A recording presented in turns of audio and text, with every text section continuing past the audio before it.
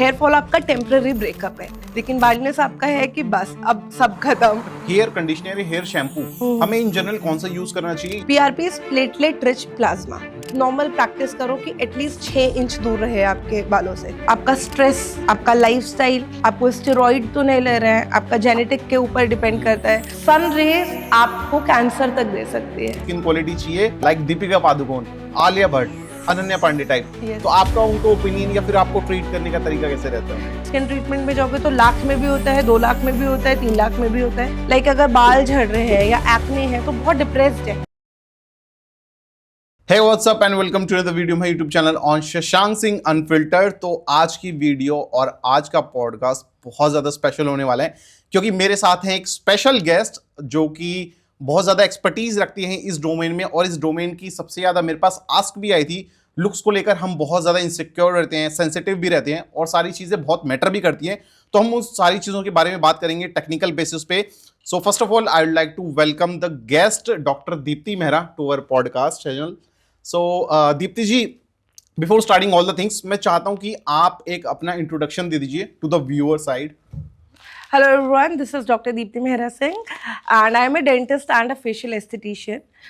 Mostly people know what dentists do, but facial esthetician बहुत कम लोगों को पता है. So basically anything that beautifies.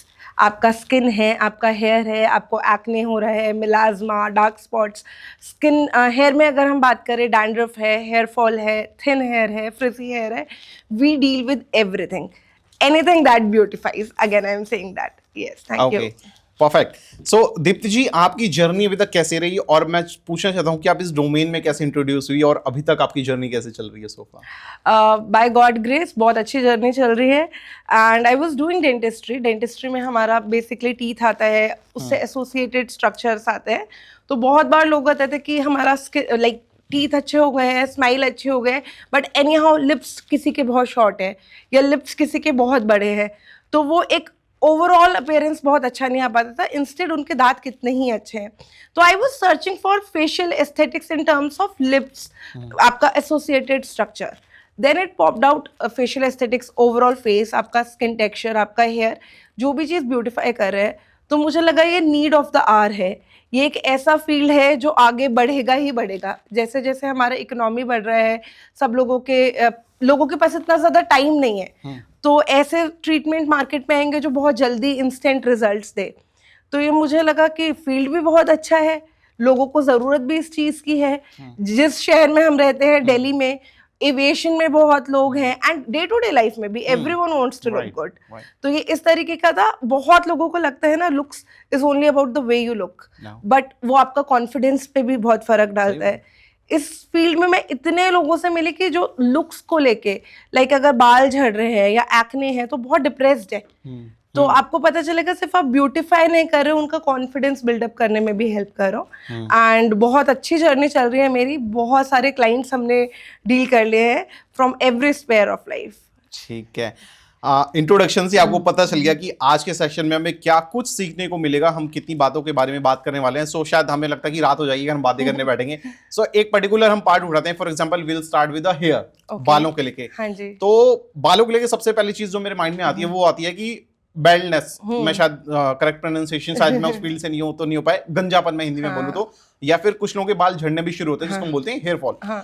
मैं चाहता हूं कि आप बता दीजिए कि इसमें मेन डिफरेंस क्या होता है और कैसे, किस फैक्टर पे बंदे को पता चल जाता है कि मैं गंजा होने वाला हूं, या सिर्फ एक छोटी सी माइनर कुछ चेंजेस आ रहे मेरे, लाइक हो सकता है मेरे टेस्टोस्टेरोन बहुत हाई हो, जो एक फैक्टर्स होते हैं। मैं चाहता हूं थोड़ा सा डिस्ट्रीब्यूट कर दीजिए। ठीक है, इसको बहुत ईजी वे में समझने के लिए आप लगा लीजिए, हेयर फॉल आपका टेम्पररी ब्रेकअप है। जैसे हम कहते हैं ना कि 2 दिन लड़ाई हो गई and ultimately you come back, लेकिन बाल्डनेस आपका है कि बस अब सब खत्म। बेसिकली जब कभी भी आपका हेयर फॉल शुरू होता है, 50 टू 100 हेयर गिरना नॉर्मल है। वो एक नॉर्मल साइकिल होते हैं, जैसे हम नॉर्मल दुनिया में देखते हैं कि लोग मरते हैं, बच्चे पैदा होते हैं, उसी तरीके से कुछ हेयर जाएंगे, नए हेयर आएंगे, उसमें घबराने की जरूरत नहीं है। लेकिन आपको लग रहा है कि 100 बालों से भी ज़्यादा रेगुलर आपके टूट रहे हैं। अगर आप राइट टाइम पे राइट ट्रीटमेंट ले लेते हैं, मल्टीविटामिन्स ठीक कर लेते हैं, जो भी कॉज है उससे कर लेते हैं, eventually it will come back to normal. बहुत सारा होता है सीजनल चेंज, एक सीजन से दूसरा चेंज हुआ तब उनका हेयर फॉल हो रहा है, या फीमेल्स में पोस्टपार्टम, बेबी हुआ उसके बाद, आपको कोई बीमारी हुई है उसके बाद, दैट इज हेयर फॉल, कि बाल झड़े बट इवेंचुअली वो वापस आ गए। लेकिन बाल्डनेस की जहां हम बात करते हैं, जेनेटिक बहुत लोगों को होता है, बाल झड़े आपके, चिकनापन आ गया लेकिन बाल वापस नहीं आए। अगर आप मेल्स में देखेंगे तो एक एम टाइप में बनता है, हाँ, या ओ बनता है। वो बनता है। तो अगर वो शुरुआत हो रही है, आपको दिख रहा है कि बाल झड़ रहे हैं और आप स्टार्टिंग में ट्रीटमेंट करा लेंगे तो वो ठीक हो सकता है। लेकिन आप ऐसे स्टेज में आए हो कि फॉलिकल्स ही डेड हो गए, इट्स लाइक जो पौधा लगाना है उसका बीज ही नहीं है, तो वो नहीं उगेगा। तो यही फर्क है। आप ऐसे ही लगा के चलिए, एक टेम्परेरी ब्रेक है, आ जाएगा वापस, लेकिन दूसरे में आपका पूरा ही कंप्लीटली चला गया। अच्छा, और कितनी स्टेजेस होती हैं हेयर फॉल की? मैं पूछना चाहता हूँ, जैसे आपने बताया कि एक स्टेज पे आप बता दो ताकि हम सिम्टम्स आइडेंटिफाई कर लें, उसको वहीं पे रोक दें, तो कितनी स्टेजेस में होते हैं? सर बेसिकली आप ग्रेडिंग देख सकते हैं कि ग्रेड्स देख सकते हैं कि कितने ग्रेड्स आपके जा रहे हैं। जब आपको स्टार्टिंग में होगा, आपको यहाँ से हेयर फॉल होना शुरू हो जाएगा। फॉर एग्जांपल मैं अगर लाइव स्क्रीन पे हाँ, तो हाँ, यहाँ हाँ, से होना शुरू हुआ। यहाँ से शुरू हो जाएगा। एंड उसमें भी पहली पहचान ये होगी, बाल थिन हो रहे हैं। इसको आप ऐसे लगा के चलिए, आप कई बार देखते हैं आप मेन पेज का फोटोकॉपी कराया, फिर आप फोटोकॉपी का फोटोकॉपी करा रहे हैं, फिर आप फोटोकॉपी का फोटोकॉपी करा रहे हैं, तो by the end of last photocopy और फर्स्ट पेज में बहुत फर्क होगा। तो ऐसे ही होता है, हमारा बाल टूटा और न्यू बाल आ गया, लेकिन जो नेक्स्ट बाल आया है वो मिनिएचर है, वो रियल बाल जैसा नहीं है, वो पतला है। एंड यू वर लाइक, अरे थिनिंग ही तो है। बट ऐसे ही करते करते करते करते आपको पता चलेगा अल्टीमेटली बाल आना ही बंद हो गया है। तो जब आप इनिशियल स्टेज देखें, 1 या 2 बार देखें, हल्का सा थिनिंग ही शुरू हो रहा है, आप उसी टाइम पे ट्रीटमेंट करा लीजिए, वहां पे हम रोक सकते हैं उस चीज को, वहां पे हम कर सकते हैं। लेकिन अगर वो एक बार फॉलिकल आपने देखते हो चिकनापन आ जाता है, बिल्कुल फॉलिकल डेड हो गया, तो फिर उसको वापस लाना बहुत मुश्किल है। Then hair transplant is the solution, and at times hair transplant भी नहीं हो पाता है। हाँ, मेरा नेक्स्ट पॉइंट ये था कि लोग पैसों की बात करते हैं कि हमारे पास पैसा है, आप बस ठीक कर दीजिए। आपके पास लोग आते होंगे स्ट्रिक, बट मैं कुछ ऐसे नाम लेना चाहता हूँ। फॉर एग्जांपल जेफ बेजोस, वो अमेज़न के सीईओ हैं। Dwayne Johnson is one of the best paid actor in, क्या उनके पास पैसों की कमी नहीं होगी? But they are somewhere bald actress, वो उनके गंजापन है ही, and they are happy with that. But यहाँ पे लोगों को इनसिक्योरिटी बढ़ जाती है, मेरे बाल झड़ रहे हैं तो मैं लोगों में दिखना अच्छा नहीं शुरू होऊंगा, लोग मुझे गंजा बोलना शुरू करेंगे, राइट? तो ये पैसों से कितना आइडेंटिफाई कि आप कोई भी क्लाइंट आता है तो उसको आप कितनी ट्रांसपेरेंसी रखते हैं कि बोल देते हैं भाई ये हम इतनी स्टेज पर हैं, either it can be corrected और नॉट। और वहां पे कितने लोगों का एक मनोबल टूट जाता है कि नहीं, अब हमको इसी के साथ ये लाइफ गुजारनी आगे। और इसके अगेंस्ट में बहुत सारी मार्केटिंग चीजें भी चल रही हैं, राइट? वो पैसा निकलवाने के लिए कि हम ये कर देंगे, XY चीजें कर देंगे, जिससे होता क्या, बंदे के पैसे भी खत्म होने शुरू होते हैं, उसको रिजल्ट्स भी नहीं मिलते। तो मैं चाहता हूँ आप उस पर थोड़ा सा अपना। हाँ जी सर, ये एक ऐसी चीज है, कंसिस्टेंसी पे बहुत ज्यादा मत बोलिए सबसे पहले तो शशांक, ठीक है, ये एक ऐसी चीज है जो बहुत ज्यादा डिपेंड करेगी कंसिस्टेंसी के ऊपर। ठीक है, जैसे एक छोटा बच्चा है, या मैंने आपको पौधे का एग्जांपल दिया, it will be like easy, लोग इससे कोरिलेट कर पाएंगे। सिर्फ बीज लगा दिया और आप गायब हो गए तो इट इज नॉट नेसेसरी वो उगेगा ही उगेगा। आप समझ रहे हैं, आपको टाइम टू टाइम खाद देनी होती है, आपको टाइम टू टाइम पानी देना होता है। उसी तरीके से चाहे आपने हेयर ट्रांसप्लांट कराया है या आपने कोई भी ट्रीटमेंट कराया है, इट इज नॉट नेसेसरी कि वो सक्सेसफुल होगी। मेंटेनेंस बहुत इंपॉर्टेंट है। Firstly hair fall multifactorial thing है। आपका स्ट्रेस, आपका लाइफस्टाइल, आपको स्टेरॉइड तो नहीं ले रहे हैं, आपका जेनेटिक्स के ऊपर डिपेंड करता है, आपके बहुत मल्टीपल फैक्टर्स है। तो फर्स्टली आपको वो फैक्टर्स देखने पड़ेंगे। यस, स्मोकिंग आप लगाइए। स्मोक जब आप करते हैं वो ब्लड फ्लो को डिक्रीज करता है। ब्लड फ्लो डिक्रीज होगा तो ऑक्सीजन, आयरन उस जगह पहुंच ही नहीं रहे। एक चीज नहीं पहुंच पा रही है जिस चीज की मेन रिक्वायरमेंट है, तो डेफिनेटली वहां पे हेयर फॉल होगा ही होगा। तो फर्स्टली आपको बाकी सारे फैक्टर्स देखने होंगे। ये देखना होगा कि वो किस फैक्टर से आपका हेयर फॉल हो रहा है। आजकल आप देखेंगे एड्स आते हैं कि ये गमीज खा लीजिए बाल ठीक हो जाएंगे। बट जस्ट इमेजिन किसी को थायराइड की कारण है, आपको हाइपोथायराइडिज्म है, हाइपरथायराइडिज्म है, किसी भी कारण से, इसलिए तो वो गमीज क्या करेगी? नहीं करेगी। आप समझ रहे हैं, किसी को पोस्टपार्टम हेयर फॉल है, आप उसको थायराइड की दवाई दे रहे हो, नहीं करेगा। तो ऐसा नहीं है, ये कस्टमाइज ट्रीटमेंट होता है। आपने सुना होगा आजकल लोग PRP करवाते हैं, GFC कराते हैं, but if there is any deficiency in their blood तो वो तो पीआरपी में भी आएगी, वो तो जीएफसी में भी आएगी। तो ब्लड टेस्ट कराना जरूरी है, उसके अंदर क्या बॉडी के अंदर डेफिशिएंसी है वो देखना जरूरी है, एंड अकॉर्डिंगली मल्टीविटामिन शुरू करके या जो भी प्रॉब्लम है उसको शुरू कर तब हम उसको रिजल्ट्स दे सकते हैं। प्रॉब्लम क्या है ना, अभी एक वो हो गया कि अच्छा पीआरपी फेमस हुआ तो everyone is going for PRP, GFC famous हुआ तो everyone is going for GFC. लेकिन ये कस्टमाइज्ड ट्रीटमेंट होता है, पेशेंट टू पेशेंट डिपेंड करता है। इट इज नॉट लाइक कि कोई ट्रीटमेंट आपके लिए बहुत अच्छा है वो आपके फ्रेंड के लिए भी अच्छा होगा, ऐसा बिल्कुल भी नहीं है। एंड कंसिस्टेंसी, कुछ भी ट्रीटमेंट आप करा रहे हो आपको कंसिस्टेंट रहना पड़ेगा। अब कंसिस्टेंट नहीं रहोगे, आप साल भर का खाना खाकर एक दिन पूरे साल भूखे नहीं रह सकते। आप एक महीना जिम जाकर पूरे साल मेंटेन नहीं कर सकते। मेंटेनेंस तो जरूरी है। इतना हो सकता है कि मे बी शुरू के 6 महीने में आप बहुत रेगुलर जा रहे हैं, उसके बाद आप मेंटेनेंस थेरेपीज ले रहे हैं, उतना रेगुलर नहीं है, इतना हो सकता है। बट ऐसा कुछ भी नहीं, इवन हेयर ट्रांसप्लांट भी ऐसा नहीं है कि आपने एक बार कराया और हो गया। आपको उसमें भी मेंटेन तो करना ही पड़ेगा, उसमें भी आपको पीआरपीज लेनी पड़ती है, जीएफसीज लेनी पड़ती है, सिरम्स यूज करने पड़ते हैं।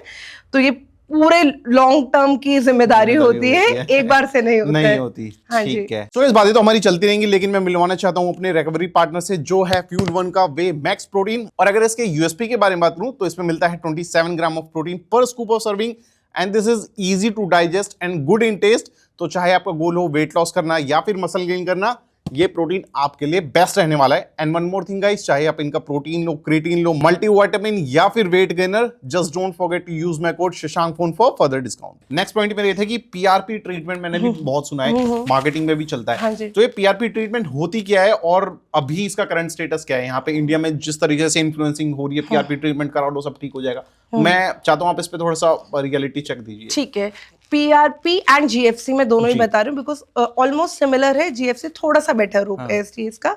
PRP is platelet rich plasma, GFC is growth factor concentrate.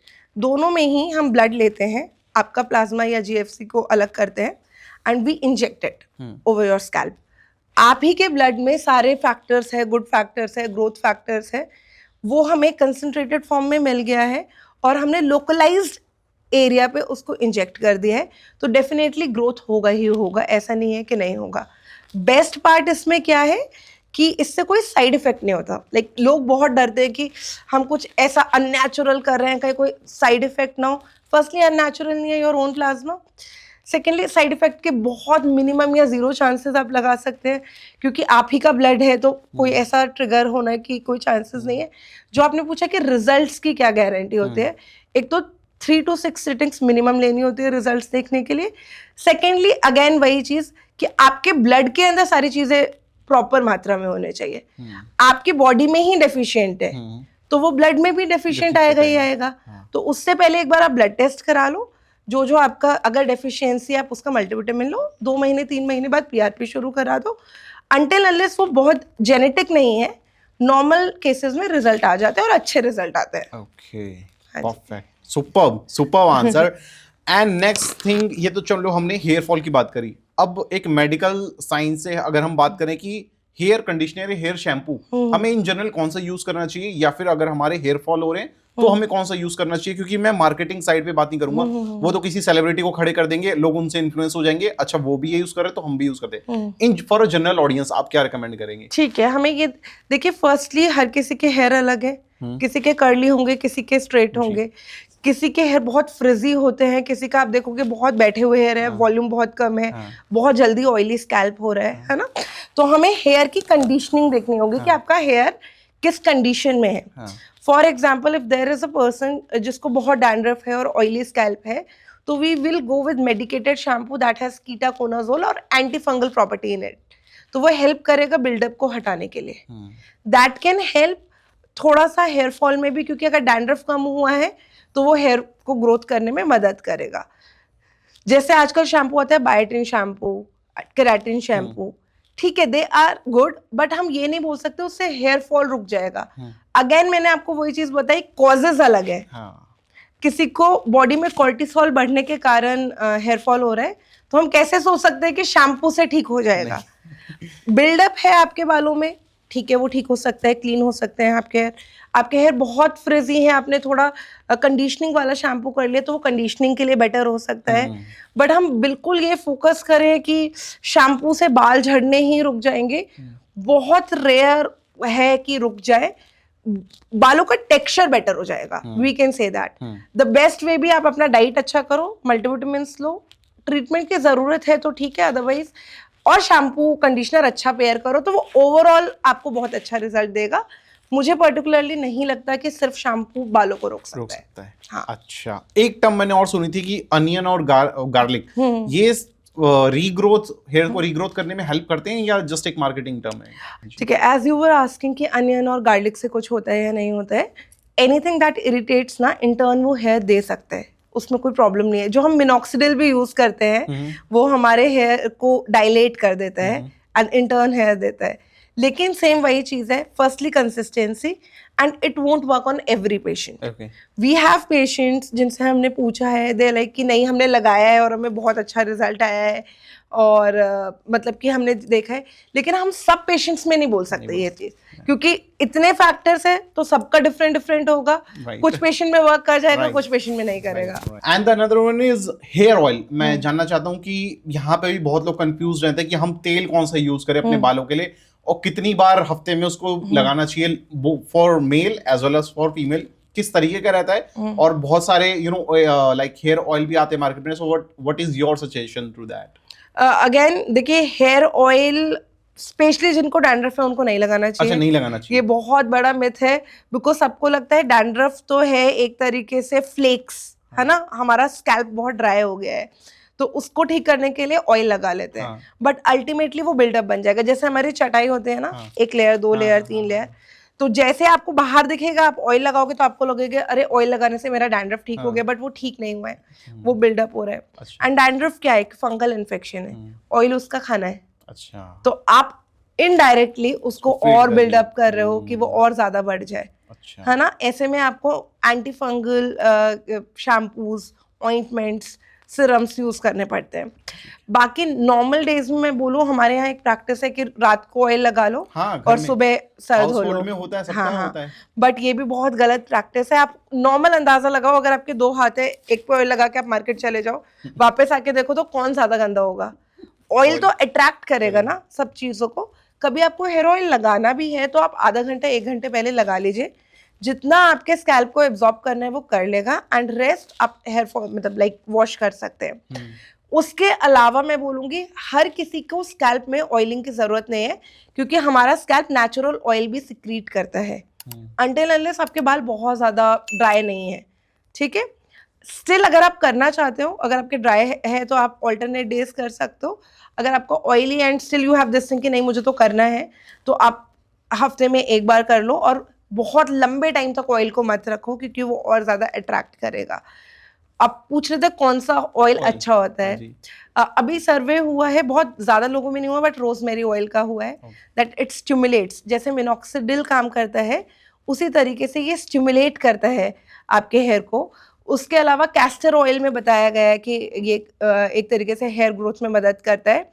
Coconut oil use करते हैं, लेकिन आपको पता है कोकोनट ऑयल की प्रॉपर्टी होती है कि सर्दियों में जम जाता है। बिल्कुल, तो वो चीज़ आपको बहुत ध्यान देकर करना है।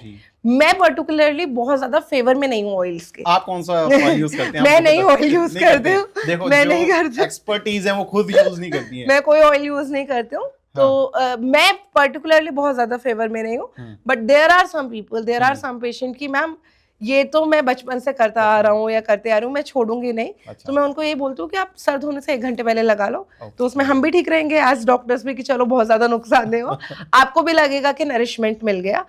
ओवरनाइट वाला मत करो। ठीक है, beautiful answer to this, very like जितने भी लोग इसको एक्नॉलेज करते हैं वो अग्री भी करेंगे। Okay, and the next one is कि हेयर स्ट्रेटनिंग लोग बहुत कराते हैं, हेयर ड्रायर भी यूज करते हैं, मुझे नहीं पता क्यों करते हैं, बट यू नो एक ट्रेंड भी चला रहा है, धीरे धीरे शुरू हुआ और लोग उसको as a western culture follow करने के बाद मुझे ये चेंजेस चाहिए, और उसका बालों पे बहुत ज्यादा इफेक्ट पड़ता है। तो मैं वही चाहता हूँ कि आप इस पे रियलिटी चेक दीजिए कि हेल्दी कितना है बालों के लिए और उसका क्या इफेक्ट पड़ता है बालों पे। इट्स लाइक जंक फूड, हमारे लिए जंक फूड कितना हेल्दी है। अब वंस इन अ वाइल खा लोगे ठीक है, कोई बात नहीं, गुड फॉर योर टेस्ट, एक अच्छा लग गया आपको, बट अगर आप उसको रूटीन बनाओगे तो इट इज हार्मफुल। आपने कभी किसी पार्टी में जाना है, फंक्शन में जाना है, आप बहुत लेट हो रहे हो, बहुत ठंड है, ड्राई कर लिया, इट्स ओके। ऐसा नहीं है कि वो बिल्कुल ही बाल खराब कर देगा। लेकिन अगर आपने वो कर लिया कि अब तो दिस इज माई लाइफस्टाइल, उसमें से हीट निकलती है मेरे ख्याल से। एग्जैक्टली, उसमें हीट है, वो आपके केराटिन को खराब करेगा, बालों को बहुत ज्यादा फ्रिजी करेगा। अभी क्वालिटी वाले भी नहीं आते हैं, जैसे अभी क्या है ना, चीप टू चीप भी हेयर ड्रायर स्ट्रेटनर आने लग गए हैं, तो जो उसका रॉड होता है वो इवनली नहीं गर्म होता। अब कहीं ज्यादा गर्म होगा, कहीं तो वो आपके हेयर को जला भी सकता है। एंड थोड़ा सा है कि अगर एनी हाउ आप कुछ ऐसा है कि आप बहुत ज्यादा अवॉइड नहीं कर सकते हो, तो हीट प्रोटेक्टेंट स्प्रेज आते हैं कि आपने पहले वो लगा लिया, देन आपने किया। उसके अलावा एक नॉर्मल प्रैक्टिस करो कि एटलीस्ट 6 इंच दूर रहे आपके बालों से। तो नुकसान तो वो भी करेगा regularly, but at least something is better than nothing, वही वाली चीज है। एंड अगर आप अवॉइड कर सकते हैं तो बेस्ट यही है, once in a while it's okay, but don't go for regular thing, do not go. Okay, I hope जितने भी व्यूअर्स देख रहे हैं उनको मैसेज मिल गया होगा। And one more thing, hair colouring भी लोग बहुत कराते हैं, है ना, मेहंदी लगा के भी बहुत लोग चेंज करते हैं, आते हैं। मेरे घर वाले खुद करते हैं, मैं क्या इफेक्ट बोलूं, ठीक है। सो ये भी चीज मैं चाहता हूं कि आप थोड़ा सा इस पे भी रियलिटी चेक दीजिए, क्योंकि आप एक एक्सपर्टीज हैं, लोग आपसे वो चीज ज्यादा जानेंगे इंस्टेड की वो चीज हमारे घर में होती है। तो ये कितना इफेक्ट करता है, क्या ये हेल्दी है, सभी को करना चाहिए, या जिस बंदे की मर्जी है, या ये कितना बालों के लिए इफेक्ट डालता है, अगर हमें नहीं भी पता तो भी हम कर रहे हैं। तो देखिए, हेयर कलरिंग में जाएंगे तो आजकल ऐसे कलर्स अवेलेबल है मार्केट में जो अमोनिया फ्री है। एनी हाउ अगर कोई ऐसी सिचुएशन है कि आपको हेयर कलर कराना ही है, तो आप ऐसे कलर्स पे जाओ जो बहुत ज्यादा आपको हार्म ना करे। आजकल फ्रूट बेस्ड कलर्स आ गए हैं, वेजिटेबल बेस्ड कलर्स आ गए हैं। एक उसमें प्रॉब्लम रहते हैं, वो बहुत लंबा नहीं चलते, बट एटलीस्ट नुकसान नहीं पहुंचा रहे। दूसरा चीज होता है ऑर्गेनिक या रियल के नाम पे मेहंदी लोग बहुत लगाते हैं, जो आपने बोला। Mehndi is like lamination. आप एक पेपर को लैमिनेट करते हो, एंड जस्ट इमेजिन जब वो लैमिनेशन हटता है तो पेपर और पतला हो जाता है, बाल वही होता है। आप उस साइकिल में फंस जाओगे। आप मेहंदी लगाओगे, आपको लग रहा है बाल अच्छे लग रहे हैं, जैसे मेहंदी जाने लगेगी आपको लगेगा बाल खराब, वो एक लूप बन गया अपने आप, वो लूप बन गया, and this is not good, this is not good. तो आप इस चीज में मत जाओ, आप नेचुरल हेयर कलर्स में जा सकते हो। बहुत सारे ब्रांड्स आते हैं, आप उनमें जा सकते हो, रादर देन कोई भी बहुत स्ट्रॉन्ग फैशन कलर। दूसरा, अगर कुछ ऐसा प्रोफेशन है जैसे लोगों का आजकल है कि नहीं, just don't go with scalp, है ना। आप रूट्स से करा लो, सो दैट आप उसको बाद में चॉप ऑफ भी कर सको। आप स्कैल्प में ही डायरेक्ट कुछ डालोगे तो वो तो ज्यादा ही हार्मफुल करेगा। जैसा हमारा लास्ट क्वेश्चन था कि वंस इन अ व्हाइल कोई दिक्कत नहीं है, कभी कभी कराना है फैशन के लिए, दैट्स ओके। हाँ, वो करा लिया, बट इसको भी रूटीन में मत कीजिए। रूटीन में तो इट इज हार्मफुल। मतलब मेरे को स्टाइलिश ही लगना है, मैं सिर्फ बालों से ही करके लग रहा हूं, तो that is not a good. Okay, perfect. मेरे ख्याल से ये बालों के लिए क्वेरीज बहुत ज्यादा आज की आपने इन्फॉर्मेशन दी। और भी किसी का डाउट होता है तो मैं दीप्ति जी का यहाँ पे इंस्टा हैंडल भी दे रहा हूँ, डिस्क्रिप्शन में इनका नंबर भी है, आप जाके जरूर इंक्वायरी कर सकते हैं। तो दीप्ति जी, मैं जानना चाहता हूँ कि इसमें लोगों को कब चूज करना चाहिए कि हमें किसी डॉक्टर को दिखाना है, और सही डॉक्टर को कैसे चूज करें अगर मुझे स्किन की ट्रीटमेंट लेनी है तो? फर्स्टली कई बार क्या होता है ना, प्रॉब्लम इतने बड़े नहीं होते हैं। हमने यूट्यूब देखा या कोई इंस्टाग्राम पे रील देखा, हमने अपने आप ही प्रॉब्लम खराब कर ली कि ये लगा लो फेस पे, इसको इससे मिक्स करके। आप मान के चलो किचन की चीज किचन में ही ठीक लगती है और फेस पे नहीं लगाना होता है। एंड क्योंकि सबका स्किन अलग है, तो यू नेवर नो कि कोई एक DIY किसी एक के लिए काम किया है वो दूसरे के लिए करेगा या नहीं करेगा। जब आपको लग रहा है कि कोई चीज एक लंबे टाइम तक रह गई और वो नो मैटर व्हाट आप क्या ट्राई करो नहीं ठीक हो रहा है, तो आप डॉक्टर के पास जाओ। सेकेंडली, एक कैंसर की शुरुआत और एक छोटे से पिंपल की शुरुआत नॉर्मल इंसान को सिमिलर ही लगेगी। आपको लगेगा अरे पिंपल है, ठीक हो जाएगा, है ना। लेकिन अगर वो एक पर्टिकुलर पॉइंट तक नहीं ठीक हो रहा है, तो इट्स बेटर आप जाओ। जितनी जल्दी आप जाओगे उतने ही कम पैसे लगेंगे, उतनी जल्दी आपका ट्रीटमेंट शुरू हो जाएगा। और कैसे पहचान करनी है एक डॉक्टर की, आज के टाइम पे तो बहुत ईजी है, बिकॉज सबके सोशल मीडिया हैंडल्स है। तो रादर देन वो खुद क्या बोल रहे हैं या कोई रिव्यू भी क्या दे रहे हैं, उससे बेटर है आप उनके बिफोर आफ्टर देखिए। अच्छा, वो आपको ज्यादा बताएंगे कि क्या सही है क्या गलत है। एंड आपको पता चल जाता है कौन पेड एक्टर है, कौन रिव्यू कैसे दे रहा है, you will come to know. आप देखेंगे ना, आप रिव्यूज देखिए उनके, रादर देन सिर्फ गूगल रिव्यूज डेफिनेटली मैटर, ठीक है। रादर देन सिर्फ गूगल रिव्यूज, आप उनके इंस्टा पेज पे जाइए या यूट्यूब का पेज है आप उस पे जाइए, रियल लोगों ने कितनी बातें की हुई है, रियल लोगों ने क्या कहा हुआ है। अगर आपको नॉर्मल जाना भी है गूगल रिव्यूज पे तो यूजुअली 3 स्टार वाले रिव्यूज पे जाइए, वो यूजुअली नॉर्मल लोग होते हैं जो वो कर रहे हैं, ठीक है। या तो कोई डिटेल में दे रहा है वो आपको पता चल जाएगा। 1 star 2 star at times rivals ही दे देते हैं, 5 स्टार्स एट टाइम फ्रेंड्स दे देते हैं, राइट यही होता है। तो अगर आप बीच वाले रिव्यूज में जाएंगे और आप देखेंगे कि क्या है किस तरीके से है, और क्वांटिटी से भी पता चलता है। अगर एक इंसान को है 20-30 लोग ही बुरा बोल रहे हैं, आपके 2-4 दुश्मन हो सकते हैं लेकिन आधी दुनिया नहीं दुश्मन होगी, है ना। Then you will come to know कि किस तरीके से number matters a lot, number matters a lot. और उससे ज्यादा लाइक जब आप डॉक्टर से मिलेंगे ना, कुछ लोगों को चाहिए होता है कि मेरा काम बहुत जल्दी हो जाए, कुछ लोगों को चाहिए होता है डॉक्टर मुझे समझा अच्छे से दे, डॉक्टर एक बार मुझसे बात अच्छे से कर ले। तो it might be I am a very good doctor but maybe मैं दूसरे का क्राइटेरिया फुलफिल नहीं कर रही हूँ, हो सकता है ना। तो आप एक बार विजिट करिए डॉक्टर के पास। पहले बार में आप ऐसे मत डिसाइड करो कि आज ही मैं करवा लूंगा पूरा ट्रीटमेंट या कुछ। आप एक बार डॉक्टर से मिलके देखिए एंड आपको फर्स्ट सिटिंग में ही समझ आ जाएगा कि डॉक्टर का बिहेवियर कैसा है। एंड आप देखो उनका बिहेवियर बाकी पेशेंट्स के साथ कैसा है, पेमेंट देने के बाद कैसा है और पेमेंट देने से पहले कैसा है। बट यूजुअली क्योंकि मैं दूसरे साइड में हूँ डॉक्टर, हमें नहीं पेमेंट मिली है पहले बता दो। मतलब कि मैं डॉक्टर हूँ तो मैं इतना बता रही हूँ। आप एक छोटे बच्चे को भी बोलोगे ना पेंटिंग बना के फाड़ दो तो उसे नहीं फाड़ा जाएगा कि मैंने इसमें वो किया है। कोई डॉक्टर एथिकली जो चल रहा है वो पेशेंट खराब नहीं कर सकता, वो कुछ पैसे के लिए खराब नहीं करेगा। ऐसे भी मतलब मैंने केसेस किए कि कम पैसे मिल रहे बट ठीक हो जाए पेशेंट, इतने उम्मीद से हमारे पास आया है चलो ठीक हो जाए, है ना, इस तरीके से। तो बहुत रेयर केसेस में होता है। प्रॉब्लम क्या है, 1 या 2 केस खराब हो जाते हैं वो बदनाम पूरी फ्रेटर्निटी हो जाती है। सच बात है। बट ऐसा नहीं है, you will get good doctors. और हर डॉक्टर के लिए पेशेंट इंपॉर्टेंट होता है। हम मतलब कोई पेशेंट को बहुत अच्छा रिजल्ट आता है तो रास्ते में भी दिखता है तो खुशी होती है कि अरे मेरा वाला पेशेंट है। आपने किसी की लाइफ में आपको चेंज लेकर आए हो। फॉर एग्जांपल मैं स्किन की बात करूं, मैं काफी डिप्रेस था, स्ट्रेस था स्किन के लिए। मैंने अपना ट्रीटमेंट करा लिया तो मैं कभी भी अपनी स्किन देखूंगा तो मुझे डॉक्टर का नाम याद आएगा। मैं कहीं ना कहीं विशेष दूंगा उसकी, हाँ उसने मेरे लाइफ में कुछ मेरे को कॉन्फिडेंट लाया। And that is the best thing that you are making a change in other life. So yeah thank you from all the your side and all the patients जितने भी आपने ट्रीट करे। So thank you so much for that. And the next thing, थोड़ा सा fun factor है कि लड़कियां आज की डेट में ना बहुत बोलती हैं कि लड़कों को स्किन केयर करने के लिए जब भी धूप बाहर निकलती है कि ये स्किन केयर कर लो। ऑन दी अदर हैंड लड़के उतने एक्टिव नहीं रहते, मैं भी नहीं रहता हूँ। तो इस पे आप बताइए रियलिटी क्यों है और लड़कियां इतनी लड़कों को क्यों बोलती हैं बार बार अपने स्किन। देखो बेसिकली अगर किसी को सन के कारण कोई प्रॉब्लम हो रही है तो सन तो डिफरेंशिएट नहीं करेगा कि ये लड़का है या लड़की है। लड़कियां समझ चुकी है, थोड़ा पढ़ चुकी है इसके बारे में कि क्या है किस तरीके से है।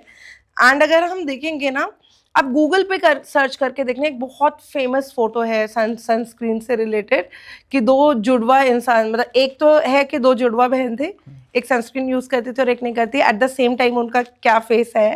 एंड सेकंड फोटो एक ट्रक ड्राइवर था जो एक पर्टिकुलर एक एरिया में जाता था, तो वन साइड उनके फेस पे धूप लगती थी, नेक्स्ट साइड नहीं लगती थी। तो जिस साइड पे सन का वो लगता था ना, वो पूरा साइड ही ज्यादा सैग्ड है। अच्छा। वहां ज्यादा रिंकल्स है। अच्छा। एंड ये तो चलो ब्यूटी की बात हो गई।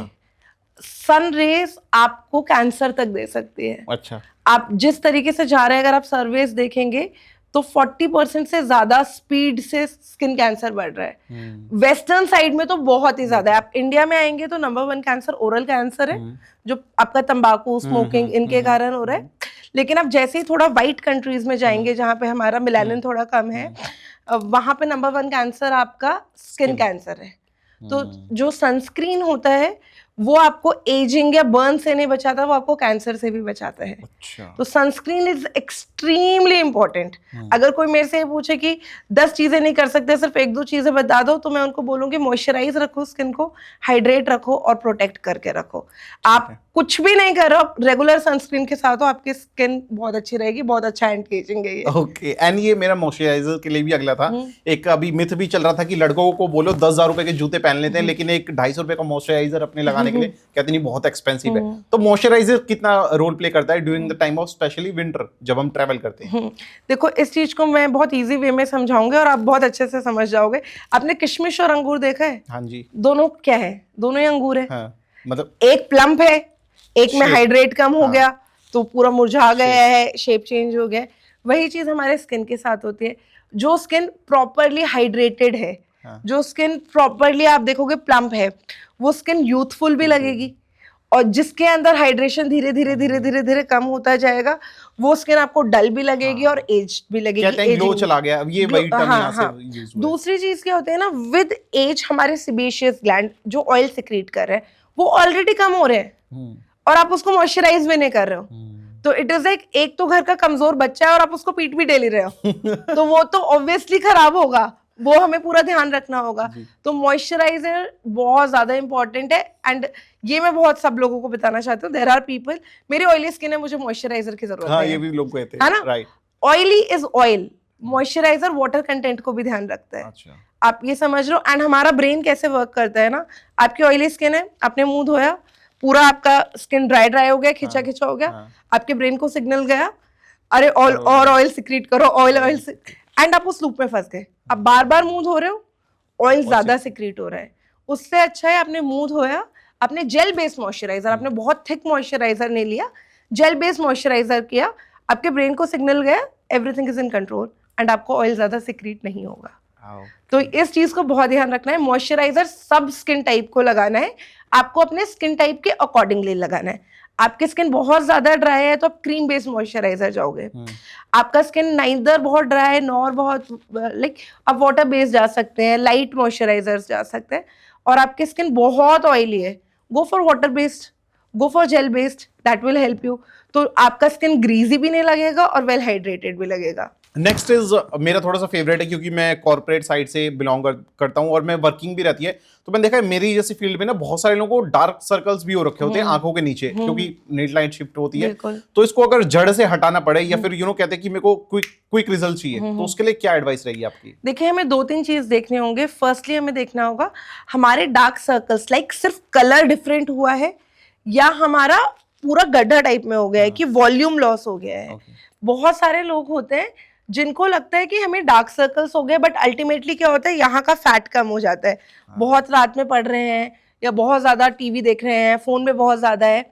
वॉल्यूम लॉस को आप नहीं ठीक कर सकते ऐसे। आप कितना भी क्रीम लगाओ, कितना भी ऑइंटमेंट लगाओ, वॉल्यूम लॉस नहीं ठीक होगा। वहां पे जो हमने पीआरपी इंजेक्शन स्कैल्प पे लगाए थे, वैसे ही पीआरपी इंजेक्शन होते हैं आई के लिए। अच्छा। ये कोलेजन को स्टिमुलेट करते हैं। Yes yes. एंड फिलर्स आपने सुना होगा, फिलर्स को डालते हैं। फिलर्स आपके 1.5 से 2 साल तक भी चल सकते हैं, डिपेंडिंग अपॉन आपका लाइफस्टाइल कैसा है, वरना 6 मंथ्स तो अबव चलते ही चलते हैं। ठीक है, अगर आपके दांतों के नीचे गड्ढा हो गया है, वॉल्यूम लॉस हो गया है, पीआरपी, जीएफसी, मीजोथेरेपी और आप क्या कहते हैं फिलर्स करा सकते हैं। अगर पिगमेंटेशन में प्रॉब्लम है, मतलब वहाँ, तो आपको 2 चीज जाना होगा। एक तो एक्सफोलिएशन, मतलब जो स्किन डार्क है उसको एक्सफोलिएट कराना। Secondly protection. आपने डार्क स्किन तो हटा दी, लेकिन आप दिन में चले गए फिर से सन में, तो आप उसी के अंदर आ गए। बहुत लोगों को बिना पानी के लाइक हाइड्रेशन कम होने के कारण ये स्किन बहुत मुरझाई हुई लगती है और यहाँ पे बहुत रिंकल्स लगते हैं। तो वैसे में हमें हाइलोरेनिक एसिड वगैरह जो होता है, मतलब कि बेसिकली हाइड्रेशन का ध्यान रखना है। आजकल ऐसे कंटेंट और ऐसे क्रीम्स, ऑइंटमेंट अवेलेबल है जिसमें ये दोनों चीज अवेलेबल होती है कि एक्सफोलिएट भी कर रहा है, हाइड्रेट भी कर रहा है। दिन के टाइम में तो जब सनस्क्रीन लगा रहे हैं, ये सबको मैं बोलूंगी मेक श्योर आप इस एरिया पे लगाओ। हम क्या करते हैं, ऐसे लगा लिया, मुंह पे लगा लिया, पूरे मुंह पे। अच्छा, मेक श्योर कि आप प्रॉपर आईज के आसपास लगाओ। और दूसरा, हमारे बा के पूरे स्किन से आईज का स्किन है वो ज्यादा पतला है, तो जितना भी एजिंग होगा, जितना भी कोई प्रॉब्लम होगा, वो आंखों से दिखेगा। आप एक दिन नहीं सोते हो तो लोग कहते हैं आंखों से ही पता चल रहा है। आपको 2 दिन फीवर हो जाए, इसकी आंखों से पता चल रहा है, बिकॉज ये वाला जो स्किन है ना आपका, वो बहुत पतला है। तो मेक श्योर वो वेल हाइड्रेटेड हो, वेल प्रोटेक्टेड हो। एंड अगर वॉल्यूम लॉस है तो आपको फिर फिलर्स या पीआरपी वगैरह ही कराना पड़ेगा। ठीक है। And one more thing, diet का हमारी स्किन पे कहीं ना कहीं इफेक्ट पड़ता है क्या? अगर पड़ता है तो वो कैसे इफेक्ट देता है धीरे धीरे? बिल्कुल बिल्कुल, डाइट का प्रॉपर इफेक्ट पड़ता है हमारे स्किन के ऊपर। आप जो भी, हम कहते हैं ना, जो हम खाते हैं हम वैसे ही होते हैं। ठीक है, ये बहुत ज्यादा डाइट अच्छे होने का मतलब क्या है, उसमें बहुत ज्यादा एंटीऑक्सीडेंट्स है। Very easy to understand. Imagine black army है जो आपको डल कर रही है।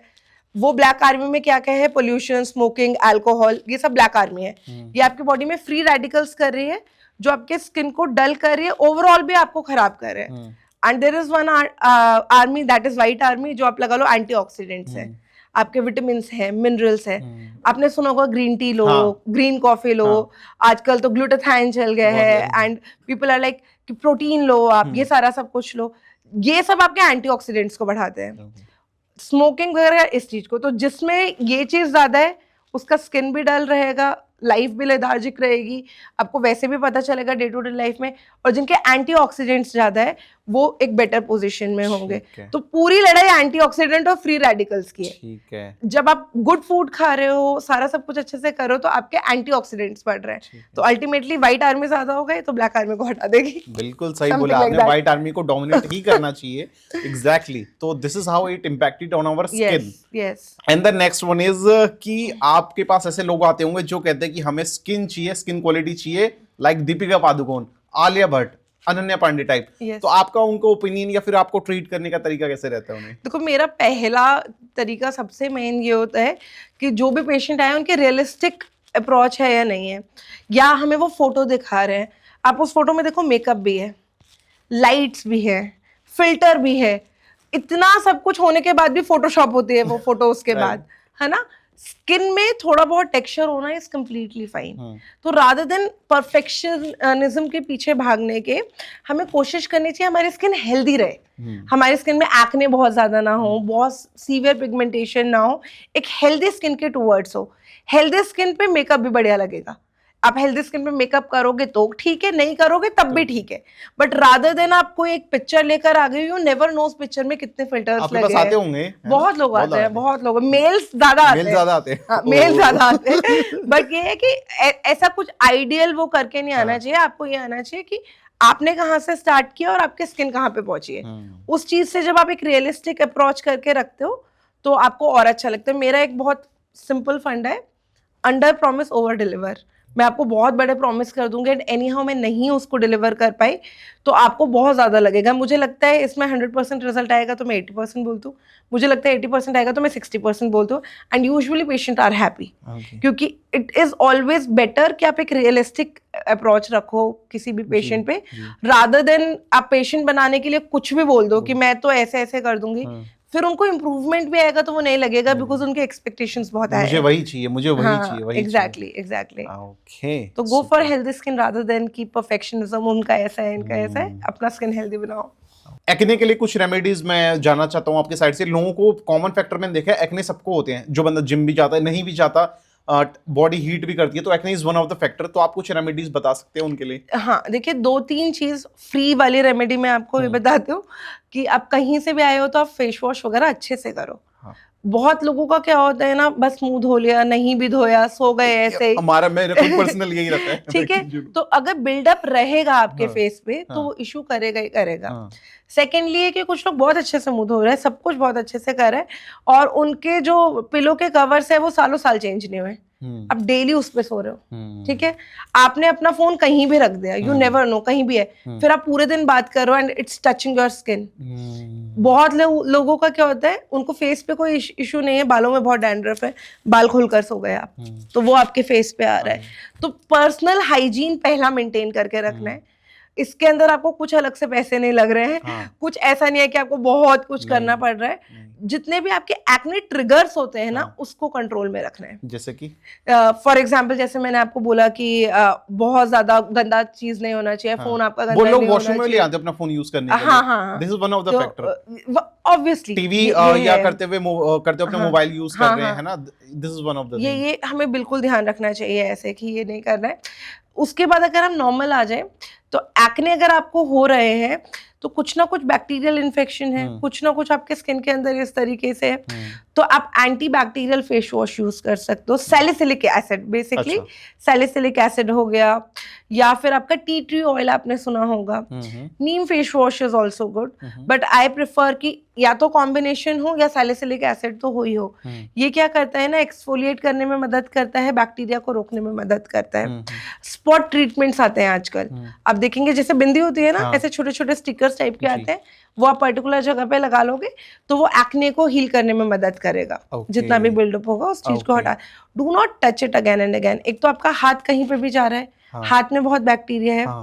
दूसरा, अगर आपने पॉप कर दिया, कुछ कर दिया, लड़के करते, मैं भी खुद करता हूँ, मैं क्यों झूठ बोलूं। तो पॉप करके उसको हटा देते, कहते हैं एक्ने ही तो है, चलो हट गया। हाँ। तो this is not a good practice. हाँ, इसको आप ऐसे करो। कई बार बचपन में हम बलून नहीं तोड़ते हैं, तो कुछ तो बलून फूट जाते हैं, बट कुछ बलून आपने देखा है कि आप यहाँ से हवा करते हो तो वो दूसरी साइड ज्यादा चले जाते हैं।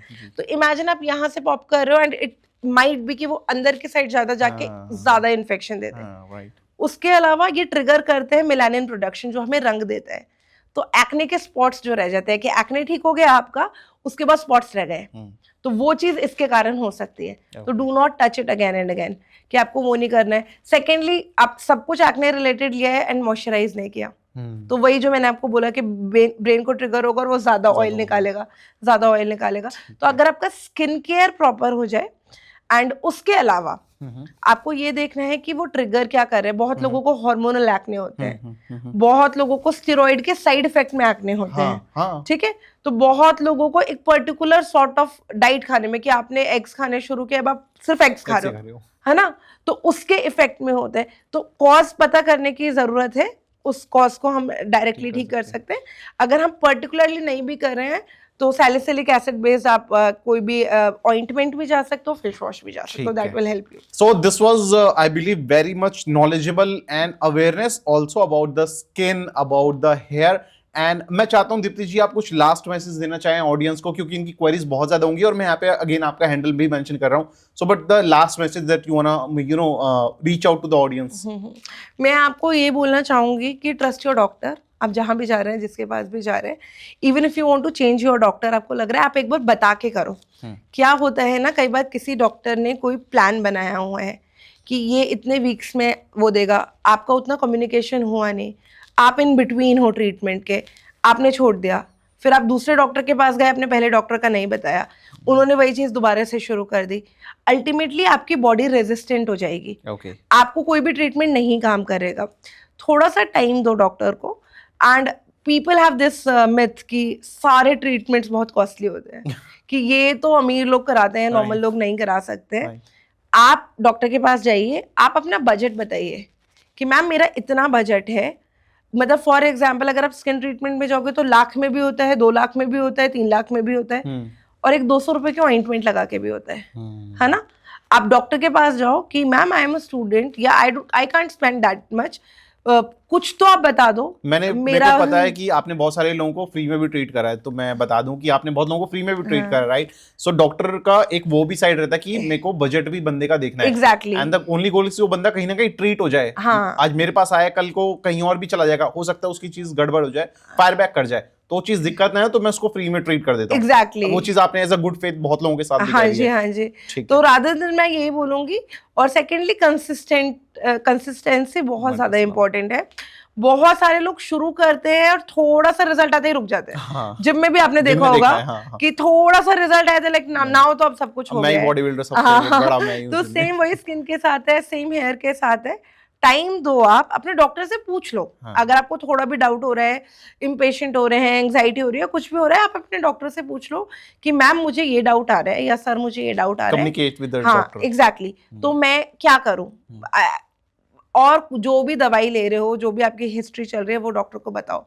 कई बार 2 ड्रग्स आपस में मिलके एक अलग ही रिएक्शन देते हैं, तो वो कुछ बताते नहीं है, कि कुछ नहीं बताएंगे, ठीक है, एंड पीपल आर लाइक यार स्किन पे तो लगाना है, इसका क्या फर्क पड़ेगा।